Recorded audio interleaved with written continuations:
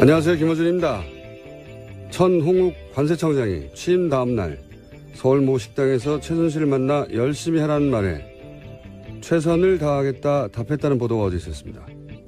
이에 관세청은 최 청장이 취임 이후 다양한 외부 인사를 만난 과정에서 최순실을 한 차례 만난 사실이 있지만 최선을 다해 직무를 수행해서 신뢰받는 관세청이 되겠다는 포부를 밝히는 그런 일반적인 언급이었지 충성맹세는 사실이 아니라고 해명했습니다.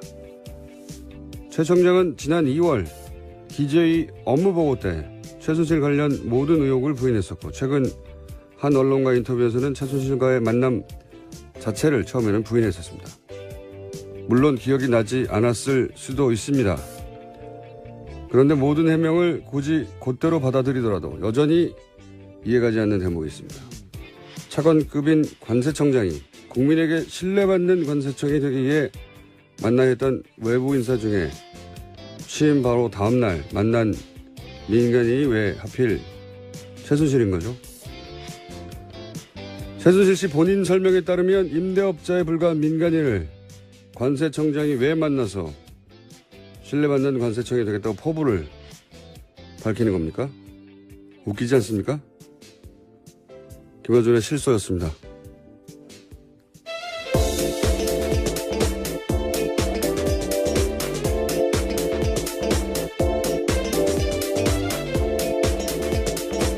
시사인의 김은지입니다. 네. 어제는 큰 사건이 하나 터졌네요. 네, 정말 충격적인 사건입니다. 자, 그런 충격적인 사건을 일단 전해주세요. 네, 어제 국민의당이 대국민 사과했습니다. 대선 때 문재인 대통령 아들인 문준용 씨의 특혜 채용 의혹을 제기한 것에 대해서인데요. 당시 의혹의 근거로 제시했던 녹취와 카카오톡 대화가 조작됐다고 밝혔습니다. 대선 4일 앞둔 지난 5월 5일에 국민의당은 문준용 씨와 미국 뉴욕 파슨스 디자인 스쿨을 함께 다닌 동료의 증언이라면서 녹취를 공개한 바가 있습니다. 그런데 이것이 국민의당 당원 이유미 씨가 남동생과 짜고 목소리 연기를 하면서 가짜 녹취 파일을 만들어서 이준서 전 최고위원에게 건넨 것이라고 합니다. 아하.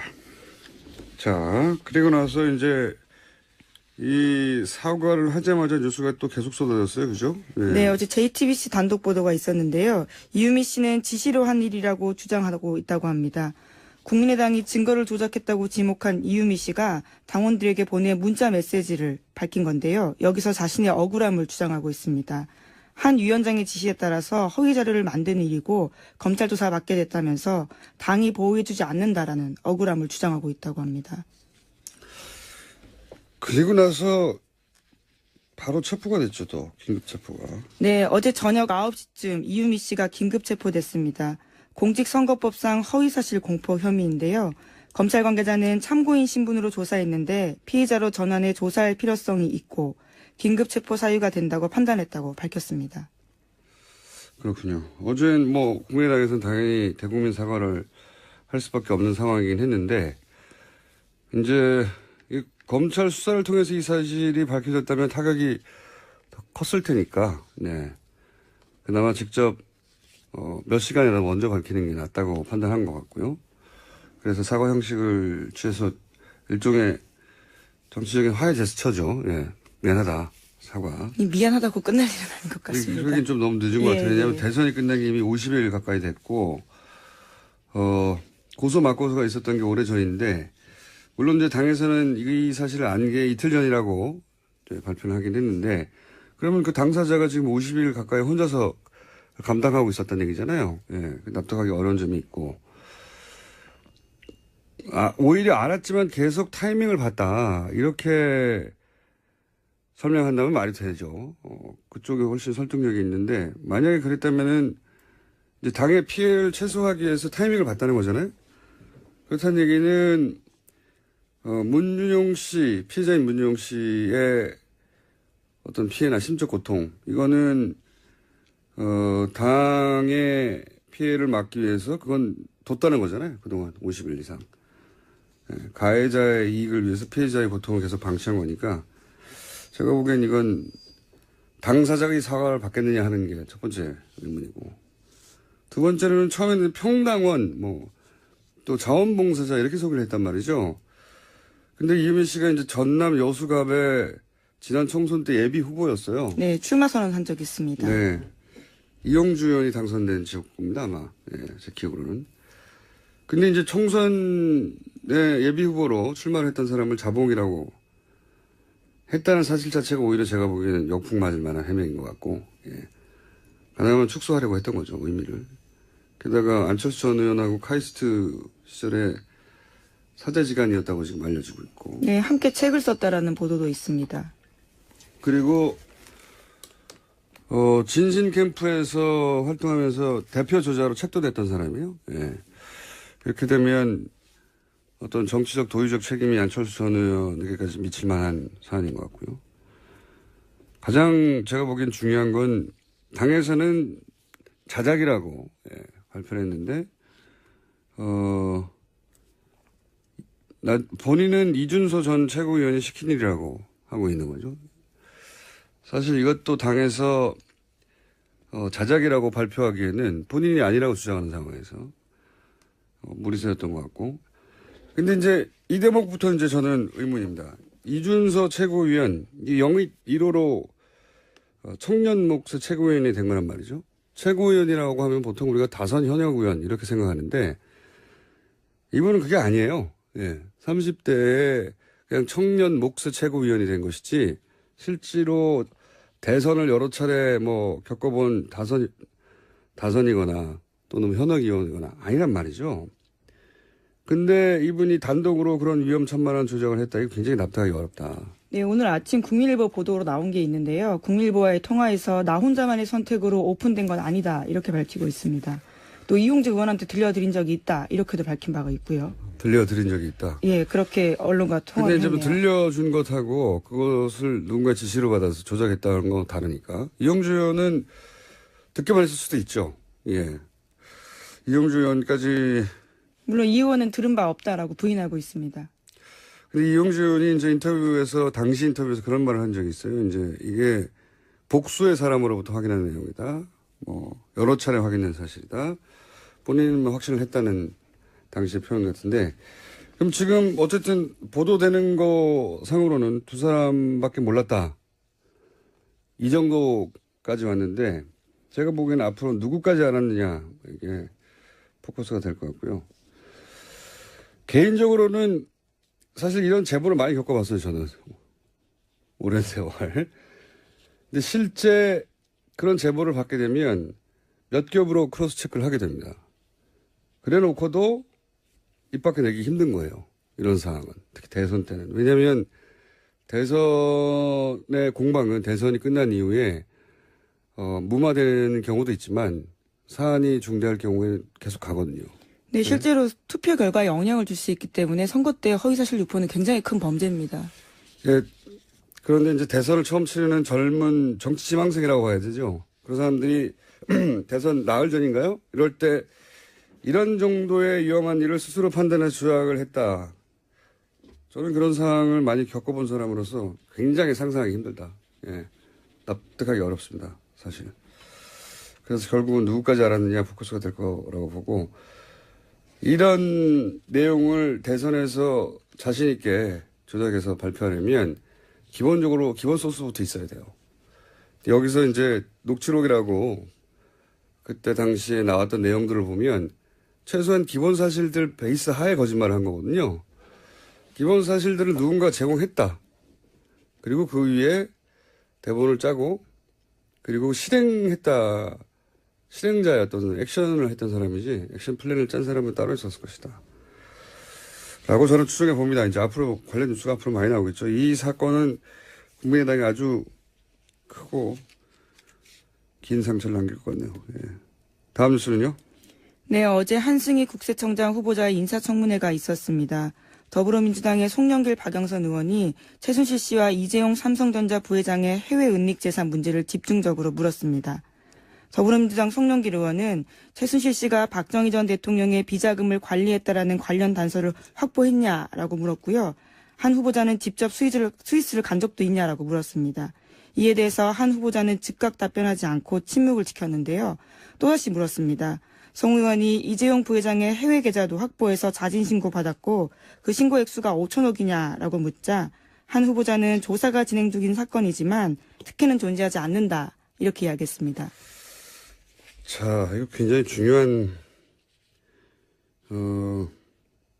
질의였는데 저희가 어제 이 인사청문회에서 있었던 질의 내용을 준비하려고 했는데 준비를 못했나 봐요. 왜 준비를 안 했죠?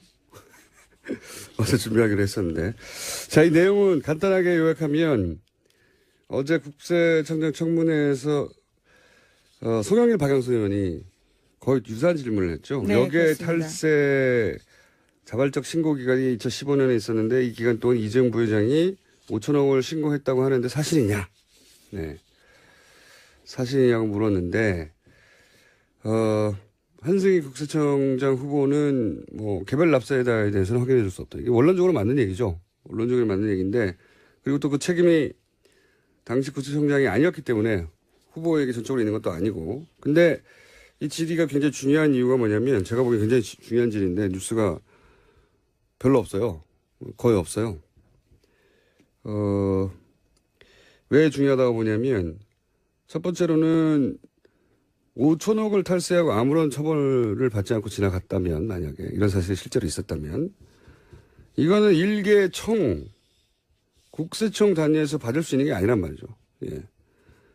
이거는 거꾸로 말하면 5천억에 해당되는 삼성 비자금을 합법화하는 길을 국세청이 열어준 거란 말이죠.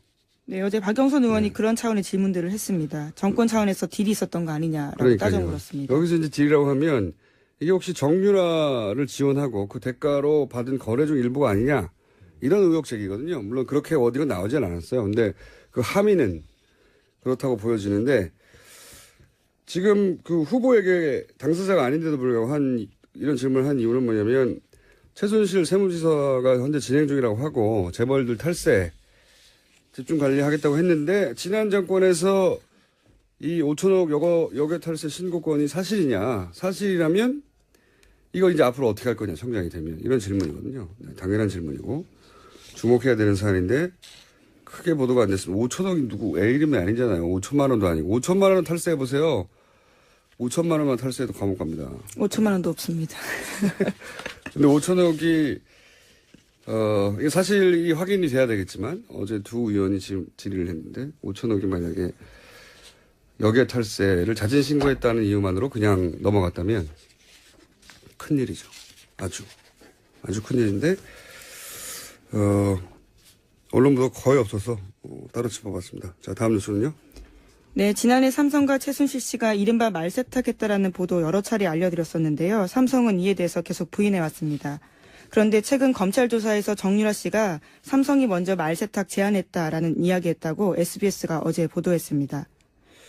뭐 정유라 씨 진술을 다 믿을 수는 없는데 저는 이 대목은 개연성이 충분히 있다 이렇게 봐요. 그러니까 말세탁을 삼성은 법정에서 이제 최순실 씨한테 속았다는 거거든요. 자기들이 제안한 게 아니라. 근데 정유라 씨는 지금 삼성이 그걸 제안했다는 거잖아요.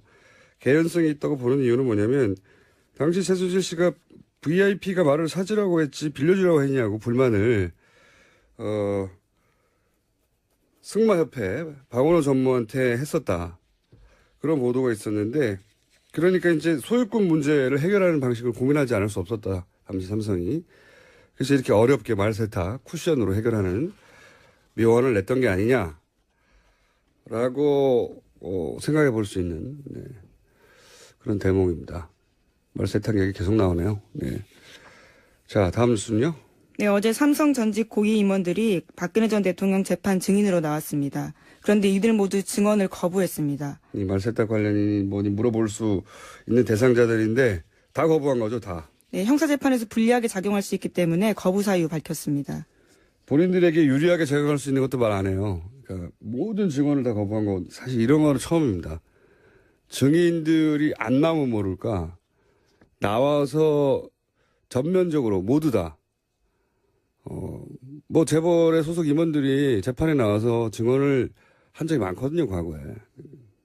처음 있는 일입니다. 삼성 직원 사람들은 아무도 말을 안 하는 거죠, 지금. 무슨 말도. 대단합니다. 예. 자, 다음 순요. 정유라 씨가 삼성의 승마 지원금이 다른 선수에게 가지 못하도록 개입했다라는 채널A 보도도 있었습니다. 박원호 전 승마협회 전무는 최근 검찰에 출석해서 한 이야기인데요. 승마 관련 전문 지식이 없는 최순실 씨를 대신해서 정유라 씨가 선수 선발 전반에 관여한 것으로 안다라고 진술했다고 합니다. 이 얘기는 그런 얘기죠. 원래 이제 승마협회를 통해서, 그림으로는 정유라 씨 혼자를 지원한다고 할 수 없으니까 삼성이. 그림으로는 6명을 뽑아서 지원하는 것으로, 그림을 그렸어요. 예. 그래놓고 이제 마사회에서도 국가대표, 감독급을 데려갔죠. 근데 6명을 결국 안 뽑았어요.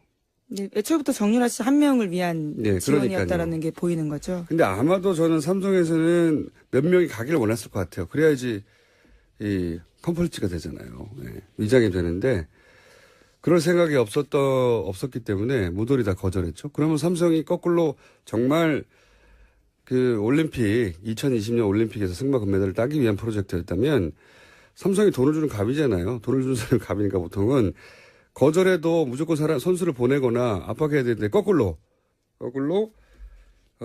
이쪽에서 거절하면 안 보내는 것으로 최순실 씨가 원하는 대로 다 진행이 됐죠. 카불이 사실은 최순실 씨 쪽이 갑이었다는 거죠. 예. 그 얘기는 여러 차례 나왔는데. 예.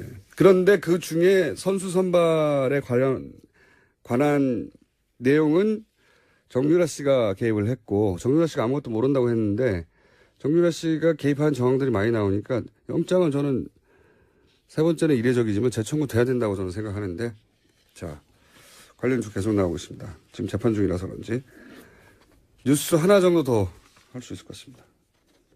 네, 지난달 25일 청와대 경호실이 이영선 전 경호관 파면했습니다. 직위해제 상태로 경호실 본부에 근무하다가 징계 처분 받은 건데요. 명예를 실추했다라는 것이 징계 사유입니다. 당연한 뉴스로 하나 더 합시다. 너무 짧아서 코멘트할 게 없어요.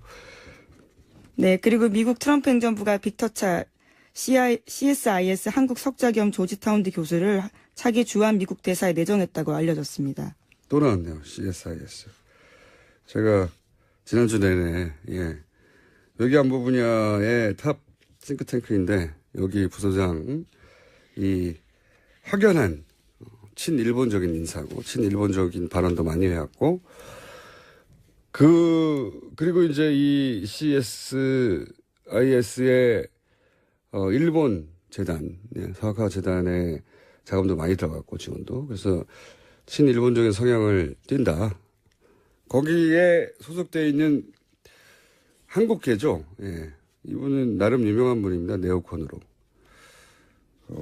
네, 부시 행정부에서도 일을 했었습니다. 네, 대북 강경책으로 유명한 분이죠. 거의. 일본의 대북 정책과 거의 맥을 같이 하는 주장을 오랫동안 해왔던 분입니다. 네. 지금 우리 상황에서는 한국계이긴 하지만 전혀 반갑지 않은. 네. 오늘 여기까지 하겠습니다. 지금까지 시사인의 김은지였습니다. 감사합니다. 안녕하세요. 김어준입니다. 천홍욱 관세청장이 취임 다음 날 서울 모 식당에서 최순실을 만나 열심히 하라는 말에 최선을 다하겠다 답했다는 보도가 어제 있었습니다. 이에 관세청은 최 청장이 취임 이후 다양한 외부 인사를 만난 과정에서 최순실을 한 차례 만난 사실이 있지만 최선을 다해 직무를 수행해서 신뢰받는 관세청이 되겠다는 포부를 밝히는 그런 일반적인 언급이었지 충성맹세는 사실이 아니라고 해명했습니다. 최 청장은 지난 2월 기재위 업무보고 때 최순실 관련 모든 의혹을 부인했었고 최근 한 언론과 인터뷰에서는 최순실과의 만남 자체를 처음에는 부인했었습니다. 물론 기억이 나지 않았을 수도 있습니다. 그런데 모든 해명을 굳이 곧대로 받아들이더라도 여전히 이해가지 않는 대목이 있습니다. 차관급인 관세청장이 국민에게 신뢰받는 관세청이 되기 위해 만나야 했던 외부 인사 중에 취임 바로 다음날 만난 민간인이 왜 하필 최순실인 거죠? 최순실 씨 본인 설명에 따르면 임대업자에 불과한 민간인을 관세청장이 왜 만나서 신뢰받는 관세청이 되겠다고 포부를 밝히는 겁니까? 웃기지 않습니까? 김어준의 실소였습니다. 본인은 이준서 전 최고위원이 시킨 일이라고 하고 있는 거죠. 사실 이것도 당에서 자작이라고 발표하기에는 본인이 아니라고 주장하는 상황에서 무리수였던 것 같고. 근데 이제 이 대목부터 이제 저는 의문입니다. 이준서 최고위원, 이 영입 1호로 청년 몫의 최고위원이 된 거란 말이죠. 최고위원이라고 하면 보통 우리가 다선 현역 의원 이렇게 생각하는데 이분은 그게 아니에요. 예. 30대에 그냥 청년 몫의 최고위원이 된 것이지 실제로 대선을 여러 차례 겪어본 다선이거나 또는 현역 의원이거나 아니란 말이죠. 근데 이분이 단독으로 그런 위험천만한 조작을 했다. 이거 굉장히 납득하기 어렵다. 네, 오늘 아침 국민일보 보도로 나온 게 있는데요. 국민일보와의 통화에서 나 혼자만의 선택으로 오픈된 건 아니다. 이렇게 밝히고 있습니다. 또 이용주 의원한테 들려드린 적이 있다. 이렇게도 밝힌 바가 있고요. 들려드린 적이 있다. 예, 그렇게 언론과 통화를 근데 했네요. 이제 들려준 것하고 그것을 누군가 지시를 받아서 조작했다는 건 다르니까. 이용주 의원은 듣기만 했을 수도 있죠. 예. 이용주 의원까지. 물론 이 의원은 들은 바 없다라고 부인하고 있습니다. 근데 이용주 의원이 이제 당시 인터뷰에서 그런 말을 한 적이 있어요. 이제 이게 복수의 사람으로부터 확인한 내용이다. 여러 차례 확인된 사실이다. 본인은 문준용 씨, 피해자인 문준용 씨의 어떤 피해나 심적 고통, 이거는, 당의 피해를 막기 위해서 그건 뒀다는 거잖아요. 그동안 50일 이상. 가해자의 이익을 위해서 피해자의 고통을 계속 방치한 거니까 제가 보기엔 이건 당사자가 이 사과를 받겠느냐 하는 게 첫 번째 의문이고, 두 번째로는 처음에는 평당원, 또 자원봉사자 이렇게 소개를 했단 말이죠. 근데 이유민 씨가 이제 전남 여수갑에 지난 총선 때 예비 후보였어요. 네, 출마 선언한 적이 있습니다. 네. 이용주 의원이 당선된 지역구입니다, 아마. 네, 제 기억으로는. 근데 이제 총선에 예비 후보로 출마를 했던 사람을 자봉이라고 했다는 사실 자체가 오히려 제가 보기에는 역풍 맞을 만한 해명인 것 같고, 예. 가능하면 축소하려고 했던 거죠, 의미를. 게다가 안철수 전 의원하고 카이스트 시절에 사제지간이었다고 지금 알려지고 있고. 네, 함께 책을 썼다라는 보도도 있습니다. 그리고 진신 캠프에서 활동하면서 대표 저자로 책도 냈던 사람이에요. 예. 이렇게 되면 어떤 정치적 도의적 책임이 안철수 전 의원에게까지 미칠 만한 사안인 것 같고요. 가장 제가 보기엔 중요한 건 당에서는 자작이라고 발표를 했는데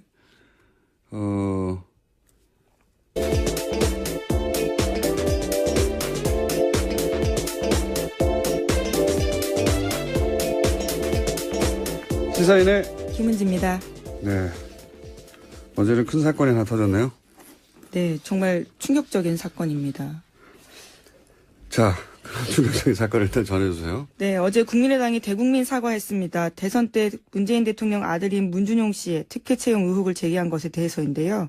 당시 의혹의 근거로 제시했던 녹취와 카카오톡 대화가 조작됐다고 밝혔습니다.